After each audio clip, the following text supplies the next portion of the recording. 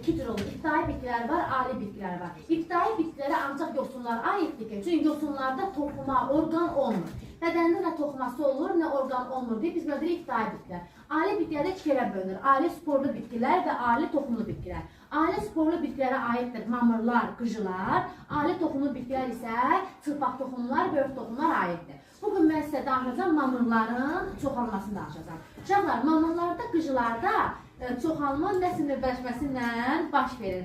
Nəsil növbələşməsindən baş verir. Yəni burada həm cinsi, həm qeyri-cinsi nəsil ardıcıl baş verməlidir. Biri baş verirsə, biri baş verməsə, mamırların inkişafı tamamlanmaz. Məsələn, biz bu dəstəkçisində qarşı demişdik ki, əlverişli mühitdə baş verir, məsələn, qeyri-cinsi, əlverişsiz mühitdə baş verir cinsi deyilsə, mühitin şəraitindən asılıdır. Burada isə tam olaraq dövrü prosesdir. Yəni, biri baş verirsə, biri baş verməsə, mamır əmələ gəlməyəcəkdir. Uşaqlar, indi mamırların həyat dövrəsini deyirəm. Deyirsən ki, müəllimə, mamırlarda birinci olur cinsi nəsil, sonra olur qeyri-cinsi nəsil. Mamırlarda cinsi nəsil nə deməkdir? Yetkin bitkidə, yəni mamırlarda yetkin bitki çevri bitkidir. Erkək bitki ayrıdır, dişi bitki ayrıdır. Erkək bitkinin üzərində olur spermatozoid. Niyə spermatozoid dedik? Çünki erkək cinsiyyət hüceyrəsi hərəkətlidir.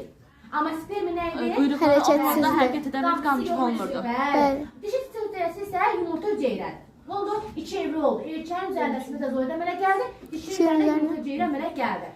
Spermatozoidin hərəkət eləmək üçün 100% şeh lazımdır, yağış suyu lazımdır. Bunların hesabına bu mayalanır, əmələ gəlir zigot. Nə əmələ gəlir? Zigot. Zigot da düzəlir, əmələ gətirir ayaqcıq, ayaqcıq üzərində qutucuq. Uşaqlar, bu danışdığım var idi, mayalanma zigot əmələ gəldi, bu sayılır cinsi nəsil.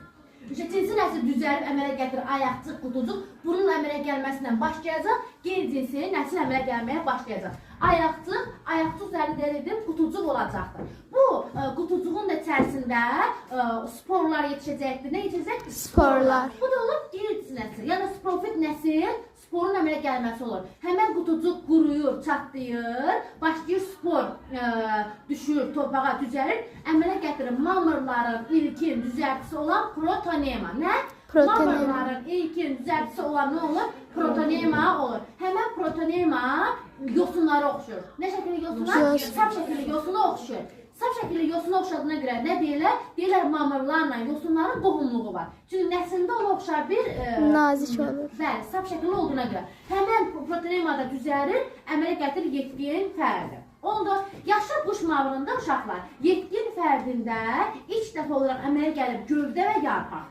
Kökü yoxdur. Yəni mamırlarda ancaq vegetativ orqanlar var. Amma bütün vegetativ orqan var desə, bütünməsi nə olacaq? Səhv olacaqdır. Çünki kökü yoxdur. Bəs deyəsən ki, ay